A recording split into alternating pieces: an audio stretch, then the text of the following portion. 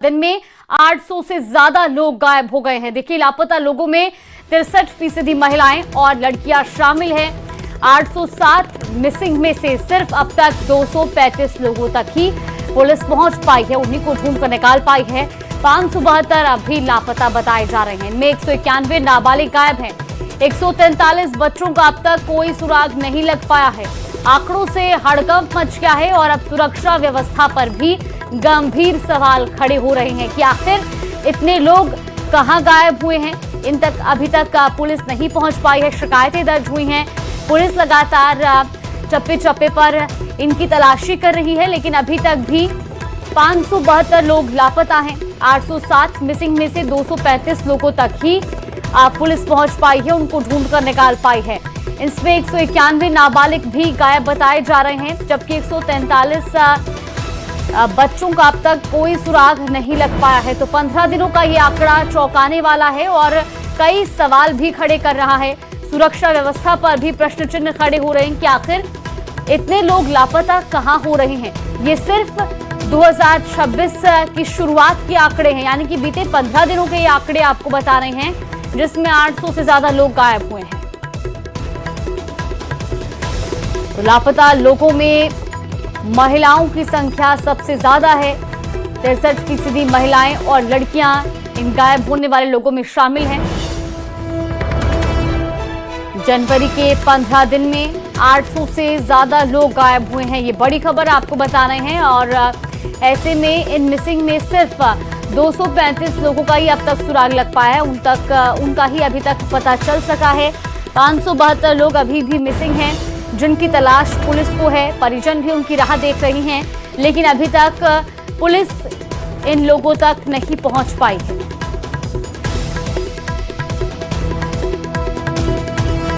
ये बड़ी खबर आपको बता रहे हैं। दिल्ली से ये चौंकाने वाली खबर सामने आ रही है, क्योंकि 15 दिनों के आंकड़े बेहद ही डरावने हैं। 800 से ज्यादा लोग गायब हुए हैं, लेकिन कहां और कैसे, इसका अभी तक किसी को कोई पता नहीं है।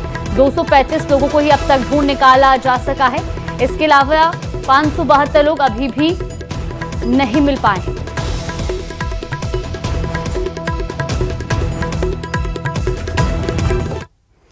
तो देश की राजधानी दिल्ली से जो खबर आई है वो बेहद चौंकाने वाली है। दिल्ली में लापता लोगों के जो आंकड़े सामने आए, उस पर यकीन करना मुश्किल हो रहा है। दिल्ली में 15 दिन के भीतर 800 से ज्यादा लोग मिसिंग हो चुके हैं और यह आंकड़ा 1 जनवरी 2026 से लेकर 15 जनवरी 2026 तक के बीच का है। यानी कि 15 दिन के भीतर 800 से ज्यादा लोग गायब हो गए हैं। यानी हर दिन औसत 53 लोग बिना कोई सुराग छोड़े गायब हो चुके हैं। गायब होने वालों में सबसे ज्यादा संख्या महिलाओं और लड़कियों की है।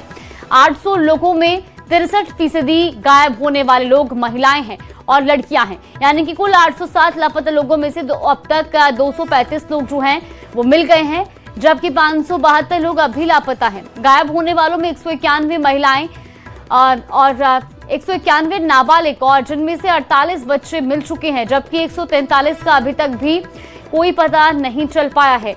तो ये 2026 के शुरुआती आंकड़े हैं। जनवरी की अगर हम बात करें तो महज 15 दिनों में 800 से ज्यादा लोग गायब हुए हैं। तो इस साल जनवरी महीने के 15 दिनों में 800 से ज्यादा लोगों के लापता होने से हर कोई हैरान है। इस बीच न्यूज 18 इंडिया की टीम ऐसे 2 परिवारों से भी मिली जिनके यहां से मिसिंग केस हैं। दिल्ली के बुराड़ी में 2 ऐसे परिवार हैं जिनके बेटे दिसंबर से ही लापता हैं। एक तरफ बुराड़ी में रहने वाले ऋतिक झा हैं, जिनकी उम्र अभी सिर्फ 16 साल है और वो दिसंबर से लापता है, जबकि 19 साल के वसीम रजा भी दिसंबर से ही गायब है और इन दोनों के परिवार वालों का रो रो कर बुरा हाल है।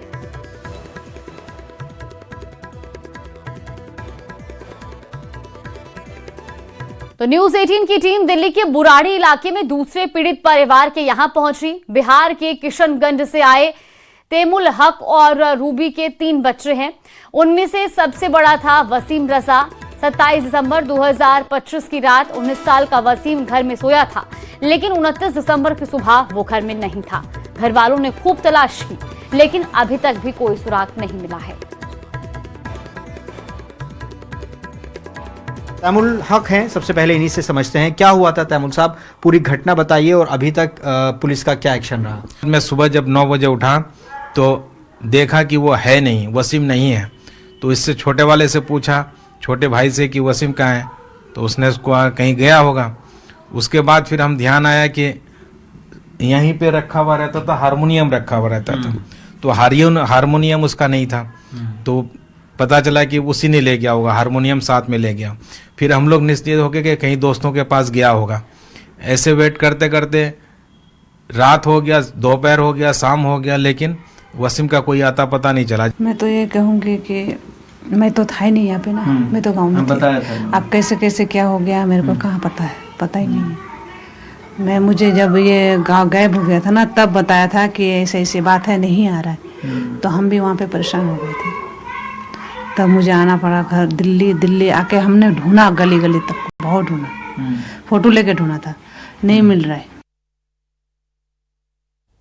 तो दिल्ली में बुराड़ी के संत नगर का रहने वाला 16 साल का ऋतिक झा जेईई मेंस की तैयारी कर रहा था।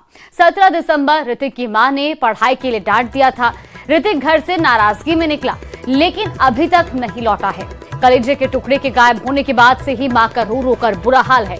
ऋतिक झा की मां ने न्यूज 18 को बताया कि उनके बेटे की आखिरी लोकेशन नेताजी सुभाष पैलेस थी, जो कि मेट्रो के पास की बताई जा रही है।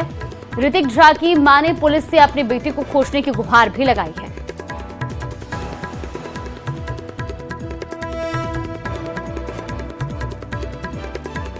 आप ये तस्वीर देखिए, ये ऋतिक कुमार झा की तस्वीर है और ये हाथ में ली हुई है इनकी मां बेबी झा ने।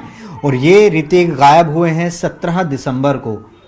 आगे की कहानी क्या है खुद हमें बेबी झा बताएंगी। इनकी आंखों में आंसू हैं। जैसे ही हम इनसे बात करने के लिए बैठे हैं, इनकी आंखों में आंसू दिखाई दे रहे हैं। आप ये बताइए कि थोड़ा सा इसे नीचे कर लीजिए।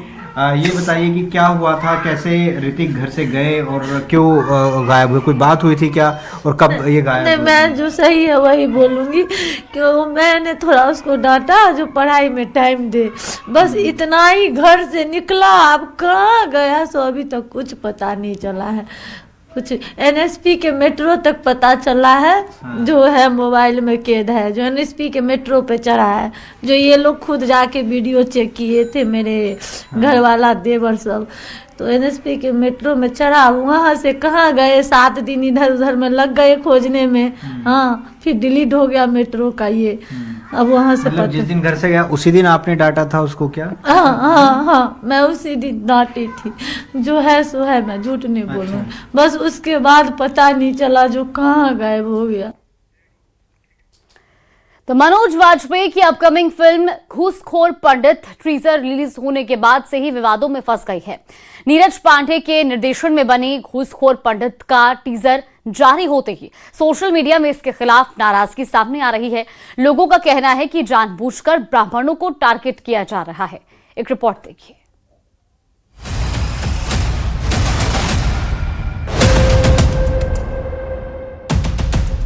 मनोज वाजपेयी की अपकमिंग फिल्म घूसखोर पंडित टीजर रिलीज होने के बाद ही विवादों में फंस गई है। नीरज पांडे के निर्देशन में बनी घूसखोर पंडित का टीजर आज ही जारी हुआ है। फिल्म के नाम को लेकर सोशल मीडिया में यूजर्स नाराजगी जता रहे हैं। लोगों का कहना है कि जानबूझकर ब्राह्मणों को टारगेट किया जा रहा है। संतों ने भी फिल्म के टाइटल पर नाराजगी जताई है और इसे ब्राह्मण समाज का अपमान बताया है। संतों ने कहा कि बॉलीवुड जानबूझकर हिंदुओं और खासकर ब्राह्मणों को निशाना बनाता है। ये बताइए, घूसखोर पंडित ही होता है, घूसखोर मुस्लिम क्यों नहीं हो सकता? घूसखोर और अन्य वर्ग के लोग नहीं हो सकते? ये बॉलीवुड का जो एक दोहरा रवैया है, दोहरा चरित्र है, एक खास धर्म को टारगेट करने के लिए ऐसी फिल्म बना के और सबको बांटने का कार्य करती है। ऐसे फिल्म का बहिष्कार हो और जिसने बनाया है उसके ऊपर मुकदमा दर्ज किया जाए। मनोज वाजपेयी को शर्म आना चाहिए, क्योंकि मनोज वाजपेयी भी एक ब्राह्मण ही हैं और इस तरह से वो पंडित को घूसखोर साबित करना चाहते हैं। टाइटल क्या, उनको और कोई टाइटल नहीं मिला और कोई घूसखोर समाज में नहीं है, उसके लिए ऐसा नहीं बना सकते हैं पंडितों, क्योंकि एक वैश्विक स्तर का षड्यंत्र चल रहा है। ब्राह्मणों को टारगेट किया जा रहा है कि ब्राह्मण जो है समाज में सबसे ज्यादा समाज का शोषण करते हैं, ब्राह्मणों को बाइकाट किया जाए। जाति पर बात आई तो सियासत ने भी अंगड़ाई ले ली। तो भाजपा के नेता सेंसर बोर्ड में बैठे हैं, भारतीय जनता पार्टी की सरकार के अधीन सेंसर बोर्ड है और वहां जानबूझ के इस प्रकार के जो है टाइटल्स लाए जा रहे हैं, उन्हें अप्रूव किया जा रहा है। इसका मतलब या तो जो सेंसर बोर्ड में बैठे हैं वो महामूर्ख हैं और या फिर वो जानबूझ के इस देश में लोगों को लड़ाने का और अपमानित करने का कार्य कर रहे हैं। कांग्रेस पार्टी को तो अपना समय याद करना चाहिए जब सनातन का अपमान किया जाता था, फिल्मों के माध्यम से भी तुष्टीकरण की जाती थी। ये भारतीय जनता पार्टी की सरकार है जो सभी का सम्मान करती है।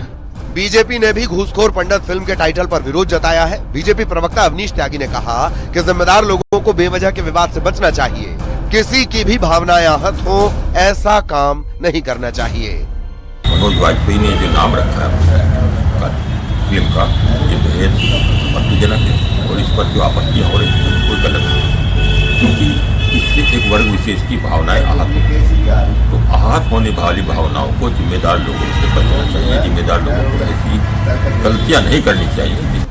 घूसखोर पंडित फिल्म का मामला अब कोर्ट तक भी पहुंच गया है। दिल्ली हाईकोर्ट में याचिका दायर कर फिल्म के टाइटल पर आपत्ति जताई गई और फिल्म पर रोक की मांग की गई है। इस मूवी के नाम को लेकर बहुत बड़े सवाल खड़े हुए हैं। कारण है कि इस मूवी का टाइटल यानी कि नाम जो है वो ब्राह्मण कम्युनिटी के लिए आपत्तिजनक शब्दों का प्रयोग करके दिखाया गया है। जी हां, पंडित से पहले एक बहुत ही आपत्तिजनक शब्द का प्रयोग किया गया जो कि किसी प्रकार से सहन योग्य नहीं है। इसी को लेकर एक याचिका मैंने आज दिल्ली हाईकोर्ट में दायर की है, जिसमें मैंने ये मांग की है कि इस मूवी के रिलीज को रोका जाए। विवाद इस कदर बढ़ चुका है कि फिल्म के बहिष्कार की मांग होने लगी। फिल्म के प्लॉट नहीं बल्कि इसके टाइटल में लिखा पंडित शब्द लोगों के आक्रोश का कारण बन गया है। सोशल मीडिया यूजर्स का कहना है कि ये फिल्म जातिवाद फैलाती है। पंडित शब्द का इस्तेमाल होना एक खास वर्ग पंडितों को टारगेट करता है। सवाल यह है कि क्या जानबूझकर फिल्म का ऐसा नाम रखा गया ताकि नेगेटिव पब्लिसिटी के जरिए प्रमोशन स्टंट को पूरा किया जा सके। Bureau report, news 18।